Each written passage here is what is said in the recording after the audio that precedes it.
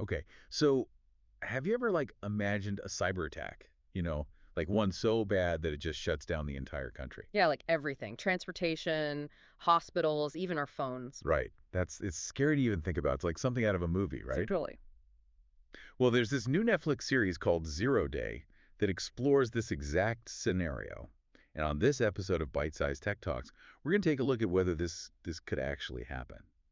Like is this real or is it just Hollywood drama? Yeah, it definitely plays on those fears, the fear of technology failing us. The show depicts this massive cyber attack on the US that basically cripples all the essential infrastructure. Like you were saying, subways crashing, planes falling out of the sky, hospitals going dark. It's a pretty intense show. I mean, it Mhm. makes you wonder, is this a preview of what's to come or is it just, good storytelling? Well, the interesting thing is that Zero Day does seem to get a lot of the technical stuff right. Oh, really? Yeah, they use terms like zero-day vulnerabilities, SCADA systems, PLCs. And those are like things you deal with every day. Oh, absolutely. These are all real components of those industrial control systems, especially when we're talking about, critical infrastructure. I see. And they even bring in real-world players like the GRU and the NSA's TAO unit. So it's not some made-up hacker group causing all this chaos. It's like it makes it feel a lot more real. Yeah, it definitely adds to that, like creepy realism. There's this scene where a cybersecurity expert in the show says that smartphones could be like an entry point for a really big attack. Mm. And that's kind of a scary thought, right? Given how much we depend on our phones these days. Mm. Is that a legitimate concern? Like, could our phones really be the weak link in all of this? I mean, there's no question that smartphones are vulnerable. They're always connected to networks. They store a ton of personal data. They're a prime target for hackers. Right. But where the show kind of goes off the rails is this idea of a simultaneous attack, like everything getting hit all at once across all these different industries. That's where it starts to feel a bit far-fetched. So you're saying that while a smartphone could be a single point of failure, this idea of everything being hacked at the same time is more fiction than reality.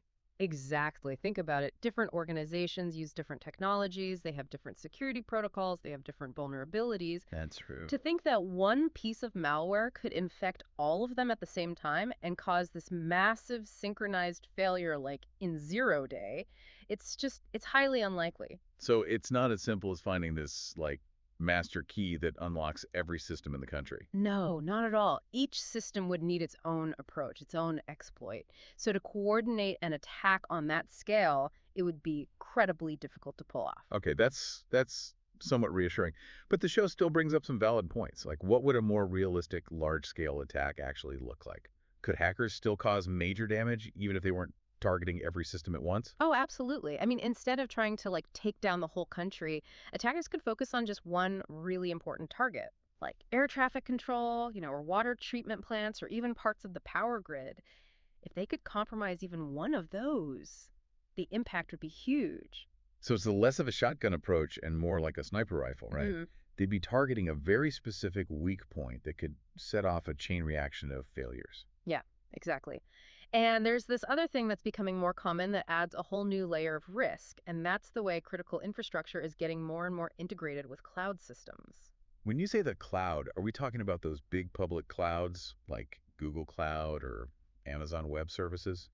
Not necessarily. A lot of organizations use connections with specific vendors, companies that offer specialized software and services for managing and monitoring that infrastructure. So instead of going straight to those big public cloud providers, they're relying on these third-party vendors. Mm. How does that make them more vulnerable to a cyber attack?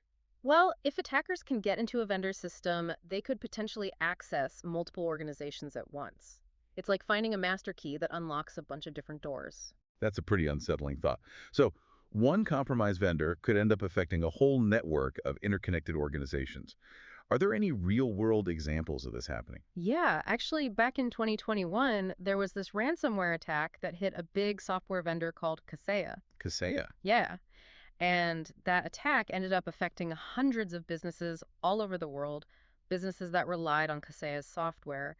It really showed how dangerous these vendor-related vulnerabilities can be. Okay, so maybe Zero Day is playing up the scale of the attack a bit. But the worry about vulnerable vendors, that's a real thing. Are people doing anything to address this? Yeah, definitely. There's definitely a growing awareness of those risks that come with vendor connections. Organizations are starting to get more serious about security measures for their vendors. They're requiring them to meet stricter standards and do more thorough audits. Right. So things are moving in the right direction. It sounds like this trend of vendor consolidation adds a whole other layer of complexity. As bigger companies gobble up smaller vendors, the number of potential targets for hackers goes down, but then a successful attack could have even bigger consequences, right? Exactly, that's a valid point. But it's important to remember that a lot of critical systems, especially the ones related to safety, are usually kept separate from those vendor connections and cloud integrations.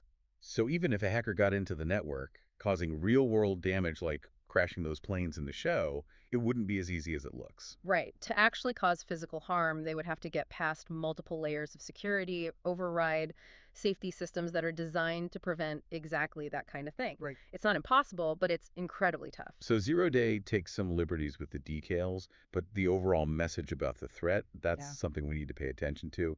Even if a nationwide shutdown is unlikely, what can we learn from this? What should our listeners take away from this conversation?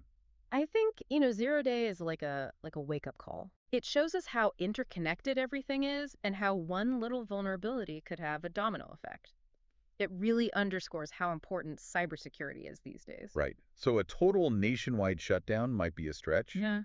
but the show does make you think about how much we rely on technology and what could happen if there was a big cyber attack. Yeah. What can we do, like as individuals, to improve our own digital security? How can we protect ourselves from these kinds of threats? Well, it all starts with being aware, understanding what the threats are and how they could affect you. Okay. Even simple things can make a big difference, like using strong passwords, Right. turning on multi-factor authentication, Uh-huh. being careful about phishing emails, the suspicious links. Yeah, don't click on everything. Exactly. It's really like locking your doors and windows, but for your digital life. Mm, We have to be proactive about our cybersecurity, keep those defenses up. absolutely. And if you're someone who's responsible for cybersecurity in a company, especially one that deals with critical infrastructure, it's even more important, Right. right? Oh, absolutely. Like regular security assessments, patching vulnerabilities, having a plan in case of an attack, those are all crucial. Yeah, you have to be prepared. So Zero Day, maybe it's a little over the top, but it's a good reminder for all of us. Cybersecurity isn't just an IT problem, it's something that affects everyone, and we all need to do our part. I totally agree. We're all connected in this digital world, and that comes with amazing benefits, but also risks. We have to be ready for the unexpected and work together to stay safe. So even if that zero-day kind of scenario is unlikely, the threat of cyber attacks is real, and the consequences can be huge. Cybersecurity is essential, and we all have a role to play in protecting ourselves and our critical systems. Well said. We've got to stay vigilant, got to stay ahead of the game in this digital age. Absolutely. Well, on that note, thanks for joining us for this episode of Byte-Sized Tech Talks. And remember, if you like this video, please click that like button and subscribe to our channel.